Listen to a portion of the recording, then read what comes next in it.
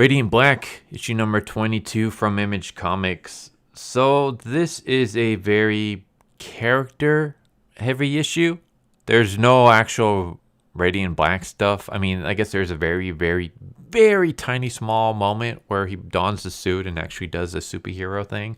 But other than that, it's mostly just a character study on Nathan, the character who I least enjoy. Well, no, I don't want to say that because Hitomi is probably the character I least enjoy, followed by Ava. And that's not if you're including Shift. Like, Shift is probably my most hated character. But it's a character I don't really find all that interesting. But for anyone who wants more like character development stuff, this is basically the issue for you. It's pretty much Nathan going back to LA to pitch one of his stories to a studio and dealing with his ex and his old friend and just all that kind of stuff. So this issue is basically bookends between Marshall in his garage at Radiant Yellow, and Radiant Yellow is going. They're going over the robot, the pieces of the robot that they fought a couple issues back in the cornfield. Meanwhile, as this is going on, Nathan has Shift's phone that he got from the previous issue, and he's going to be trying to go through it to find any information he can on where Shift got the weapons or made the weapons, where he's storing them, who he's selling it to, like anything like that. And most of this is just Nathan going back to LA. He meets old friends. He meets this guy named Braden. Braden used to he's like an actor who I guess is trying to make it as a screenwriter, but not going anywhere. He was an old roommate of Nathan's, and now he's dating Nathan's ex, JJ. And basically, JJ has been talking with her boss, who is a producer for the studio, and she mentioned Nathan's story, and he's interested. So Nathan's flying over to pitch it. As this is going on, Braden is trying to buddy up with Nathan and basically say, hey, like, I know I'm dating your ex and stuff like that, but let's just let bygones be bygones. And all I can think of is like, God, I don't like any of these characters. But yeah, the one thing that Nathan does as a superhero is he goes to this warehouse and he sees this guy who was storing weapons in the warehouse and selling them. And there's like a very brief fight. And when I say brief, I mean very, very brief. It's like 4 panels. The guy basically shoots Nathan with the laser gun. Nathan uses his powers to slam him into the wall, and then says, "Hey, where's the rest of the weapons?" And he's like, "I don't know. I sold them all." And that's kind of it. And then we just kind of get flashback. And again, this is mostly a story about Nathan. So Nathan's story is that he used to live in LA. He was trying to make it as a screenwriter. He had one story that he was pitching, and basically Braden ended up pitching Nathan's story, and the studios liked it a lot, and Nathan and him are going to work together on it.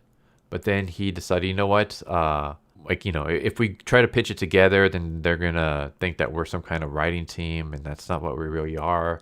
Plus the pitch that I gave them, like, eventually, like, I changed enough of it so that it's not really even your story anymore. So yeah, this isn't going to work out. So basically, Braden steals Nathan's story. And then later on, like I said, he steals Nathan's girl.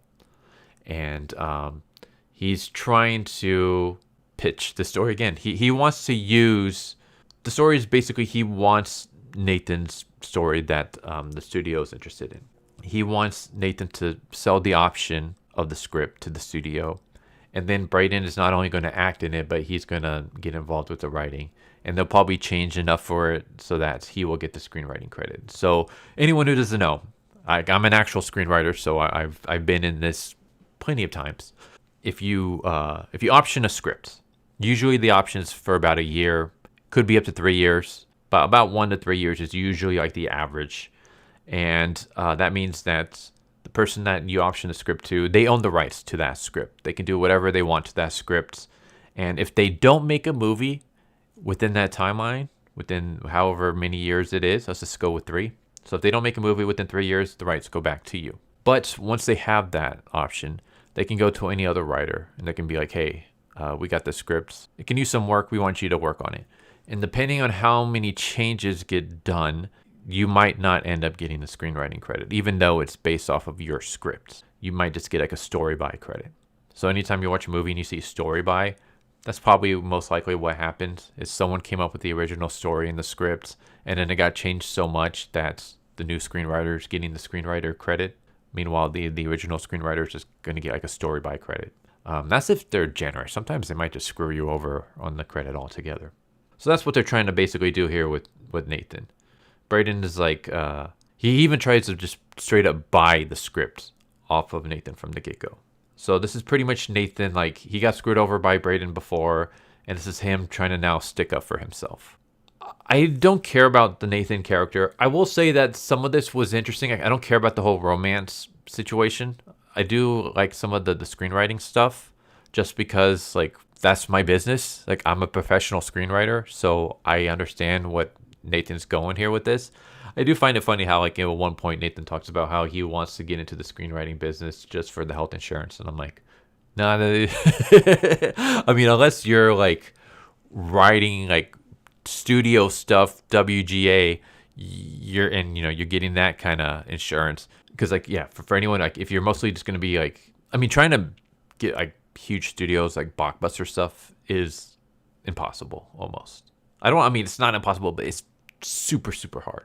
Just think of all the like blockbuster movies that come out nowadays, and just think about like how many people, worked on those scripts, and then just imagine how many hundreds of thousands of people are actually trying to pitch scripts. You're most likely going to get like a bunch of like independent stuff, and yeah, the pay isn't like anything to write home about. You're not really getting insurance and stuff like that. So if you're in it for the money, I would say try to do something else. But I found this kind of interesting because the whole prospect of the option, the credits, the pitching, like, it's all stuff that I've gone through. So it's like, okay, like, this is interesting. It's interesting to me because, like I said, it's something like within my wheelhouse.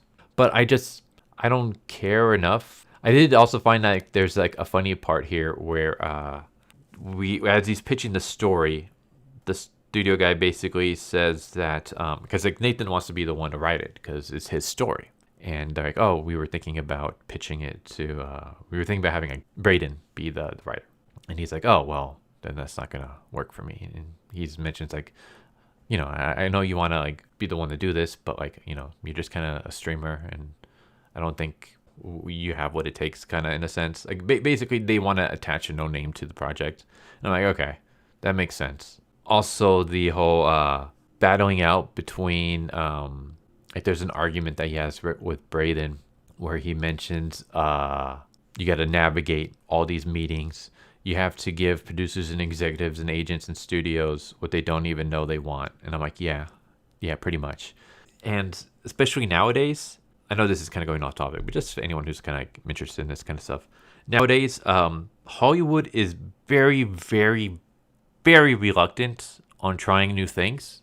I'm sure you've noticed that almost everything out nowadays is pretty much adaptations of already existing properties, or like, superhero stories, which again is already an adaptation. Basically, it's just adaptations and remakes. And there's a reason for that. It's because that stuff already has a built-in audience, and they're hoping that built-in audience will be enough to like recuperate any kind of losses that they might take.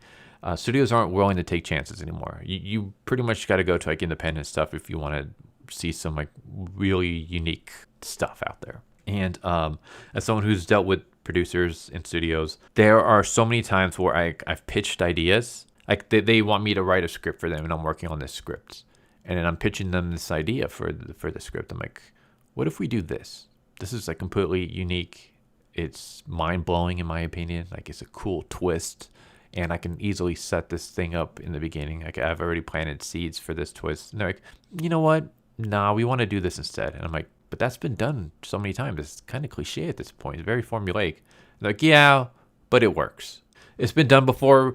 It's cliche, but it's that thing where, like, do you want to go to a restaurant where you're going to get like an okay meal? Like, you're guaranteed that the meal is going to be fine. Or do you want to risk going someplace new, and maybe that meal that you get is going to be amazing, but it might also end up a little bit worse than the one that you already know. Like, do you want to take that chance? And let's just say that Hollywood is not willing to take chances anymore. I feel like they used to, but they're not now. Yeah, like a lot of these things are like, that's right. I totally see where this is going. Like, I completely understand these takes. In fact, we have Nathan meeting a character later on, who worked on the fan project, the Radiant Black fan film that Marshall and Nathan were involved with, and he basically says how he's flying somewhere else. Like, they're not doing studio stuff. Like, he's flying out to New Orleans for another project, and how Hollywood like isn't what it used to be. That this place is more like eras. Like, the weather never changes. It's hard to feel time. Like, everything's kind of like the same. It's more about like who you spend time with, who you know, who you were when you were that person. Like, and it's like, yeah, that is true. Hollywood is very much who you know. Like, the best way to get your foot in the door is by knowing other people. If you don't know anybody, that is just a giant, not even an uphill battle. It's like an up mountain battle, an up cliffside battle. But I resonate with this about how you basically can't even go to Hollywood anymore. Like, if you want to like tell your stories, if you want to do some unique stuff, you basically got to go to like the independent stuff. You got to go to the people who are like starting off on just shooting shit on like YouTube and stuff like that, just making their own independent stuff and putting it out there. Look at comic books, how a lot of the big two have just turned into absolute dog crap, and now how you pretty much got to go to like Indiegogos and Kickstarters and just other independent comic book publishers to get any kind of like good stuff out there. Sometimes you even have to go overseas to manga or French comics and stuff just to get anything good. But yeah, I'm kind of just like rambling on that. I will say that this was a chapter that I enjoyed more than I thought I would, just because it's all about the Hollywood screenwriting process, which is something that, like I said, that's what I do for a living. So it resonated with me in that regard. I don't know, maybe you might enjoy it, like if you want more character building and stuff. If you're looking for more superheroes doing actual superhero stuff, if you're looking for the story to actually progress in some way, this isn't for you. This isn't really that chapter. And I will say in that regard, like, we're chapter 22 and we're finally going to get a character driven story with Nathan. Like, I don't know, man. Like, this, I complain about this all the time, but the pacing is just so off. It feels like now we're just kind of twiddling our thumbs, waiting for something to happen. And who knows how many chapters we're going to get before that happens. That's how it feels. Like, it feels like they set up something and then there's no payoff. And then there might be just a little tiny payoff, or even just like another setup for something else. And we're just doing this circle jerk over and over and over again. We're not going anywhere. What's going on with the Radiant Black verse? Why should I be reading this every single month? What's there to hook me? That there might be some giant war? Who cares? You haven't really done anything to make me care about this giant war. Like, the whole pacing is just completely off. I've said it before. Like, I would have done like the character stuff earlier. I like the stuff with the screenwriting. I would have had this happen as he's trying to discover his power. So now he's kind of juggling between his dream of becoming a screenwriter and making it into Hollywood, and now this new responsibility of being a superhero. Like, he could just ignore that and focus on just being a screenwriter, but then all the lives that he could have saved, that, or all the changes he could have made as a hero. So now you got this character struggling between balancing these two things. And then you throw in some street level characters. Then maybe eventually you have some characters who like discover similar powers and they're using it for evil. So now you have this contrast between this character who has these powers and trying to do good with them versus a character who's doing bad with them. And then you can build it up to like, okay, now we have these people like taking our technology and selling it for evil. And then you start introducing like some of the bigger elements, like some of the alien stuff. Maybe you start just dropping little hints about some kind of global invasion. And then you start trickling in a couple like little minor alien threats here and there. And you start introducing the other Radiants as you build up the enemy forces. Like the stronger the enemy gets, the more our characters realize that they're going to need help. They're going to need to get stronger, and so then you have them trying to really focus on just mastering their powers as well as finding other people with the same abilities and powers as them to help them. And then you start making the threats even bigger and bigger and bigger and stuff like that. Instead, we're just all over the place. We have alien threats in the beginning. Okay, now we have YouTubers. Now we have another giant robot. Okay, now we just have some guy trying to sell weapons on the side. Okay, now we have a character going to Hollywood to pitch a screenwriting story, and his ex-girlfriend's new boyfriend is trying to rip him off. We're just going all over the place. It feels like there's no focus on this story. What is the overall story that we're trying to tell here? We're just jumping everywhere. It's like we're just throwing everything at a wall and we're seeing what sticks. And that's been my biggest problem with this series. That's why, like I said, I think Inferno Girl Red is the best series in the Massiverse so far. It's only 2 issues, but it's 2 issues that know exactly what it wants to do. It knows the story it wants to tell, and it's telling that story. Everything else, it feels like they have no idea what they're doing. Like they just have a basic idea, but they don't know exactly where they're going, so they're just kind of ricocheting off every idea that they might have, seeing if what works and what doesn't work. But even then, they're not like sticking with what works. They're just like, okay, that worked. Maybe we'll bring that up again some other time. But let's go over there with this idea. Okay, let's try this. Let's try this. Let's try this. It's like someone just needs to rein in these writers. But yeah, I'm kind of ranting on this for too long. There you go. There's Radiant Black, issue number 22. It was, like I said, it was better than what I was it was better than what I was expecting it to be. But that doesn't mean that I actually enjoyed it. It just means that it's better than what I thought it was going to be. Overall, it was just, I don't know. I'd give it like maybe like a C-, a sub-average issue. Like I didn't really care for it all that much. Like some of the stuff, like I said, was interesting because it's like stuff that I've dealt with. But other than that, like I don't want to see like a series on that. Like I experienced that stuff in real life. I don't really care about seeing it in my superhero story. Like I'm reading the superhero story for the superhero stuff, not for this mundane stuff. And I don't know, maybe you might like that. And it's not like like a terrible thing to throw in mundane stuff. Like Spider-Man has mundane moments within his stories, but the whole issue isn't focused on that. It will just be a part of whatever thing he's dealing with. And it's more like a struggle between him trying to take on this new villain while at the same time trying to balance his personal life. And that's what this series could be, but it's not. It's more like, rather than balancing the two, or seeing the characters struggling to balance the two, it's more like, all right, we're going to take a break from the superhero stuff. And we're just going to focus on mundane things. All right, now we're going to take a short break from the mundane things and focus on the superhero stuff. Okay, now it's going to be back to the mundane things. And I think it would be better if you just mix the two together, where you mix them trying to deal with their personal lives at the same time as having this giant threat hanging over their shoulders. Like that would be a lot better in my opinion. But yeah, I'm going to stop you here before I go off on another rant. There we go. See you next time. Later. So what'd you guys think of that video? I hope you guys enjoyed. If you guys haven't already, please subscribe, hit that bell for a notification, leave a like if you enjoyed the video.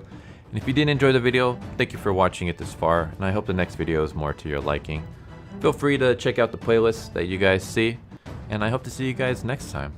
Later.